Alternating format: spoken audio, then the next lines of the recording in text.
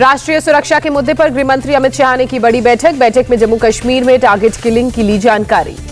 गृह मंत्री ने सुरक्षा एजेंसियों, अर्धसैनिक बलों, राज्यों के पुलिस प्रमुखों और सेना के बड़े अधिकारियों के साथ बैठक की। जम्मू कश्मीर के डीजीपी भी बैठक में मौजूद रहे। गृह मंत्री ने अतिरिक्त सुरक्षा चुनौतियों से मजबूती से निपटने के तरीकों पर भी चर्चा की। सभी जांच एजेंसियों के बीच बेहतर सामंजस्य के लिए भी काम करने की बात बताई जरूरी। आतंकी वारदातों के बाद जम्मू के 2 दिन के दौरे पर army chief general MM Naravane LOC के पास फॉरवर्ड लोकेशन का दौरा करेंगे, सुरक्षा हालात की समीक्षा करेंगे। बिहार सरकार ने जम्मू कश्मीर प्रशासन से की मांग, मजदूरों की हत्या में शामिल आतंकवादियों को पकड़ने के लिए बनाए स्पेशल टीम। बिहार के डीजीपी ने जम्मू कश्मीर के मुख्य सचिव और डीजीपी से की बात, मजदूरों की सुरक्षा देने की बात कही। बिहार के डिप्टी सीएम तारकिशोर ने भारत बनाम पाकिस्तान मैच को रोकने की मांग की। कहा, इससे मैसेज जाएगा कि भारत आतंकवाद का समर्थन करने वालों के साथ नहीं है। बीजेपी नेता सुशील मोदी ने कहा, आतंकी डर पैदा करना चाहते हैं ताकि लोग कश्मीर छोड़ दें। पीएम मोदी से जीतन राम मांझी की मांग। कहा, बिहारियों को सौंप दे कश्मीर, 15 दिन में सुधार देंगे। कांग्रेस नेता मनीष तिवारी का बयान, जम्मू कश्मीर में आम लोगों की हत्याओं का तालिबान से क्या है लिंक। कांग्रेस नेता अधीर रंजन चौधरी का केंद्र से सवाल। कहा, अनुच्छेद 370 हटने के बाद कश्मीर से आतंकवाद खत्म हो जाएगा। जम्मू कश्मीर में टारगेट किलिंग पर बोले संजय राउत। जम्मू कश्मीर के हालात के बारे में देश को सच बताएं गृह और रक्षा मंत्री। बीजेपी का विपक्ष पर बड़ा हमला। कहा, कश्मीर को हिंदुस्तान से अलग रखना चाहती है कांग्रेस। बांग्लादेश में रविवार रात ढाका से 255 किलोमीटर दूर हुई हिंसक वारदात। कथित ईर्ष्या निंदा वाली मीडिया पोस्ट को लेकर सैकड़ों लोगों ने हिंदुओं के घर पर हमला किया। सांप्रदायिक हिंसा पर बोले बांग्लादेश के गृह मंत्री असदुज्जमा खान। देश के सामाजिक सौहार्द को किसी भी कीमत पर बचाना है। बांग्लादेश में इस्कॉन मंदिर में तोड़फोड़ पर गुस्से में बीजेपी के नेता और कार्यकर्ता कोलकाता में किया प्रदर्शन। बांग्लादेश में हिंदुओं पर हिंसा का मुद्दा गरमाया। बंगाल विधानसभा में विपक्ष के नेता शुभेंदु अधिकारी ने कोलकाता के बांग्लादेश के उप उच्चायुक्त से की मुलाकात। बांग्लादेश में दुर्गा पंडाल में हमले पर शुभेंदु अधिकारी ने कहा, मां दुर्गा की मूर्तियों का अपमान बंगाली समुदाय पर हमले के समान। बांग्लादेश की घटना को लेकर विश्व हिंदू परिषद आज करेगी प्रेस कॉन्फ्रेंस, हिंसा को लेकर जताएगी विरोध। 20 अक्टूबर को यूपी के कुशीनगर जाएंगे पीएम मोदी। कुशीनगर एयरपोर्ट का करेंगे उद्घाटन। प्रधानमंत्री कुशीनगर के बौद्ध मंदिर में भी करेंगे दर्शन। बौद्ध भिक्षुओं के एक समूह से करेंगे बात। नागरिक उड्डयन मंत्रालय ने कहा, कोलंबो से 125 गणमान्य व्यक्तियों और बौद्ध भिक्षुओं को लेकर कुशीनगर हवाई अड्डे पर उतरेगा प्लेन। आज बस्ती और कुशीनगर के दौरे पर जाएंगे उत्तर प्रदेश के मुख्यमंत्री योगी आदित्यनाथ। पीएम मोदी के दौरे की तैयारियों का जायजा लेंगे। आज लखनऊ में खादी महोत्सव का उद्घाटन करेंगे सीएम योगी। आजादी के अमृत महोत्सव कार्यक्रम के तहत हो रहा है आयोजन। दिल्ली में नेवी कमांडर्स की कॉन्फ्रेंस। रक्षा मंत्री राजनाथ सिंह ने कॉन्फ्रेंस का किया उद्घाटन। नेवी कमांडर्स कॉन्फ्रेंस में रक्षा मंत्री राजनाथ सिंह का संबोधन। हिंद महासागर क्षेत्र की सुरक्षा में भारतीय नौसेना का रोल काफी अहम। अरुणाचल प्रदेश के रूपा इलाके में भारतीय आर्मी की ड्रिल। पहाड़ों पर खड़ी चढ़ाई पर की प्रैक्टिस। ड्रिल में भारतीय जाबाजों ने दिखाया अद्भुत शौर्य। पहाड़ों के बीच रस्सी से दूरी तय करने की भी ड्रिल की। गेटवे ऑफ इंडिया के ऊपर सूर्य किरण एक्रोबैटिक टीम ने किया फ्लाई पास्ट। 1971 की जंग में जीत के 50 साल पूरे होने का शानदार जश्न मनाया। केंद्रीय मंत्री जितेंद्र सिंह ने अमृत महोत्सव का किया उद्घाटन। कहा, भारत के महासागर किसी खजाने से कम नहीं। सीबीएसई ने जारी की बोर्ड परीक्षा पार्ट 1 की डेट शीट। 30 नवंबर से शुरू होगा 10वीं का टर्म एग्जाम। 11 दिसंबर को खत्म होगा। 12वीं के एग्जाम 1 दिसंबर से 22 दिसंबर तक चलेंगे। टर्म 1 एग्जाम ऑफलाइन होंगे। हर पेपर के लिए 90 मिनट का वक्त मिलेगा। बोर्ड एग्जाम सुबह 11:30 बजे पर शुरू होंगे। रीडिंग के लिए अलग से मिलेंगे 20 मिनट। कांग्रेस महासचिव प्रियंका गांधी आज फिर लखनऊ दौरे पर। विधानसभा चुनाव की तैयारियों को लेकर कांग्रेस नेताओं के साथ करेंगी बैठक। दोपहर 1 बजे प्रियंका की प्रेस कॉन्फ्रेंस। प्रियंका गांधी आज प्रेस कॉन्फ्रेंस भी करेंगी। लखनऊ में कांग्रेस मुख्यालय में पत्रकारों को संबोधित करेंगी। 2022 में चुनाव के लिए बीजेपी के राष्ट्रीय पदाधिकारियों की बैठक। जय पांडा ने कहा, 5 राज्यों में चुनाव के लिए बीजेपी तैयार। समाजवादी पार्टी के बागी विधायक नितिन अग्रवाल बने यूपी विधानसभा के उपाध्यक्ष। 368 में से 304 वोट मिले।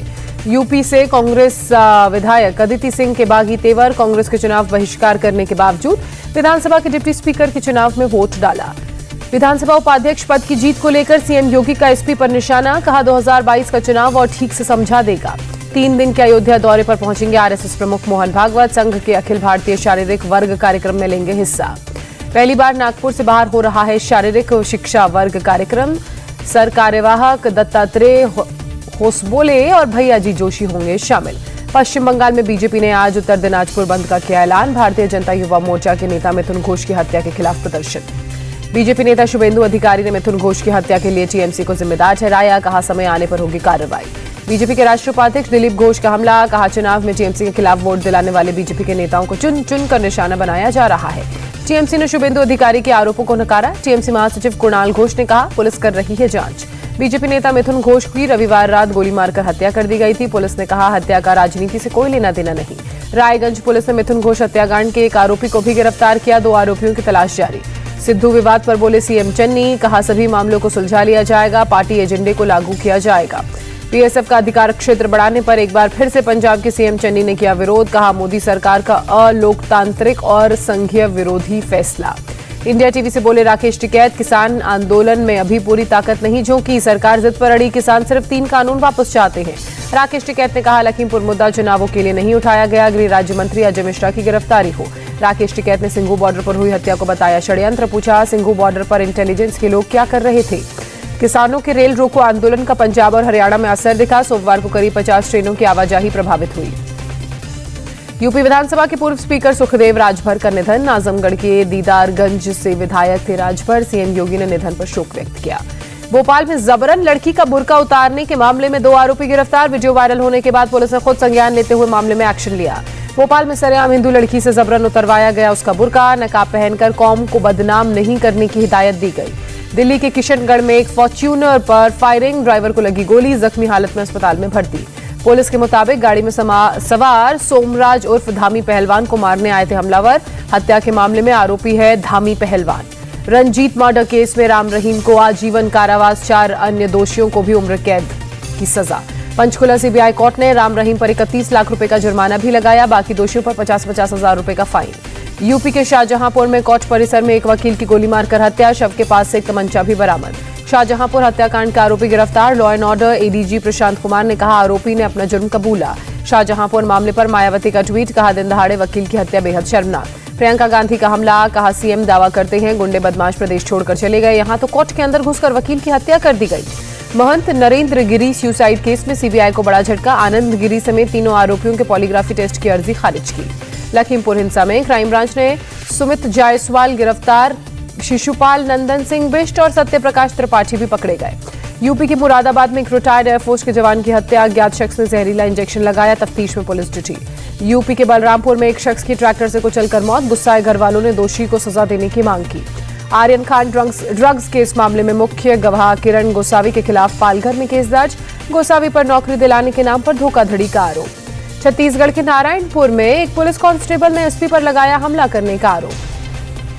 पीड़ित कांस्टेबल अस्पताल में भर्ती है। एसपी की कार का ड्राइवर है पीड़ित कांस्टेबल। सीएम भूपेश बघेल ने दिए जांच के आदेश। सीएम पुष्कर सिंह धामी ने पौड़ी और रुद्रप्रयाग के जिलाधिकारियों से बारिश के ताजा हालात की जानकारी ली। पौड़ी में 3 लोगों की मौत, 2 घायल। उत्तराखंड के सीएम पुष्कर सिंह धामी ने डिजास्टर मैनेजमेंट की टीम से मुलाकात की। राज्य के 12 जिलों में बारिश के अलर्ट के बाद तैयारियों में जुटे धामी। बद्रीनाथ में भारी बारिश के बाद बर्फबारी, मौसम विभाग ने तेज बारिश की आशंका जताई। बारिश के बाद गंगोत्री में भी भारी बर्फबारी, चारों तरफ बिछी बर्फ की सफेद चादर, तापमान गिरा। रुद्रप्रयाग के डीएम ने दी जानकारी, केदारनाथ के दर्शन करने आए श्रद्धालु 2000 की संख्या में सुरक्षित स्थान पर। केरल में बारिश और लैंडस्लाइड से मरने वालों की संख्या 38 हुई। सबरीमला मंदिर में 21 अक्टूबर तक श्रद्धालुओं के प्रवेश पर रोक। केरल में बाढ़ बारिश की वजह से फैसला।